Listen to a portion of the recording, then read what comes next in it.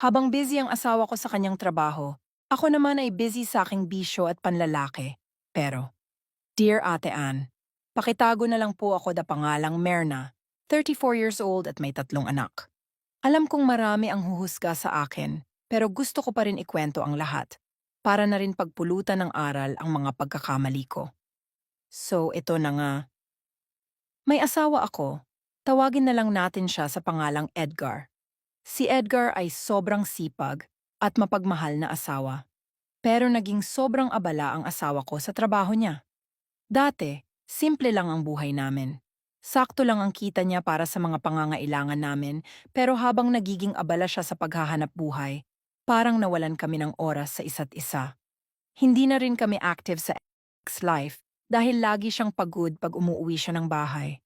Parang naging routine na lang ang buhay ko, ang mag-alaga sa mga bata, gawaing bahay, tulog. Hanggang sa unti-unti, natutunan ko maghanap ng aliw sa mga bagay na hindi ko dapat ginagawa. Nalulung ako sa bisyo. Nagsimula ako sa simpleng inom pero hindi nagtagal, natutunan ko ring magbisyo ng higit pa.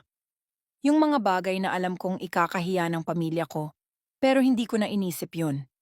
Akala ko, wala na akong silbi bilang ina at asawa.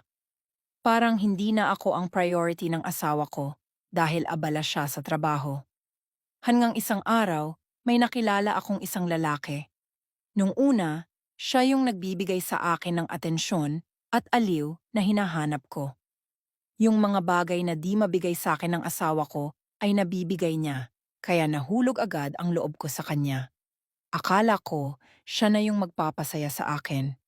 Pinaikot niya ako sa mga matatamis na salita. At hindi nagtagal, pinili kong iwan ang pamilya ko para sumama sa kanya. Pero Ate Ann, ang akala kong fairy tale naging bangungot. Yung lalaking pinili kong ipagpalit sa asawa ko, wala siyang ibang pakay, kundi gawing lang ako.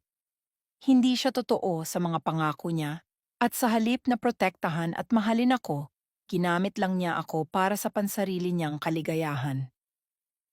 Sobrang sakit ng mga naramdaman ko sa piling niya, kaya doon ko na-realize kung gaano kalaki ang kasalanan ko sa pamilya ko. Nung wala na akong mapuntahan, bumalik ako sa asawa ko. Naglakas loob ako, dala ang mga luha at pagsisisi. Nung una, wala siyang imik. Hindi ko alam kung galit ba siya o sadyang napagod na lang sa akin. Pero laking gulat ko nung bigla siyang lumapit at sinabing, "Pasok ka." Hindi ko in-expect na tatanggapin niya pa ako, Ate Ann. Sa grabe ng ginawa ko sa kanya nagawa niya, pang patawarin ako. Pagpasok ko sa bahay namin, halos hindi ko makilala ang lugar. Sobrang laki ng pinagbago ng bahay, parang iba na ito sa iniwan ko. Malinis, maayos, at ang daming pagbabago. Hindi lang iyon, Ate Ann. May sarili na kaming negosyo, at lahat ng iyon ay dahil sa pagsisikap ng asawa ko habang wala ako. Sobrang napahiya ako sa sarili ko. Habang ako, nilulunod ang sarili sa bisyo at maling relasyon, ang asawa ko ay tahimik na bumabangon at pinapaganda ang buhay ng mga anak namin.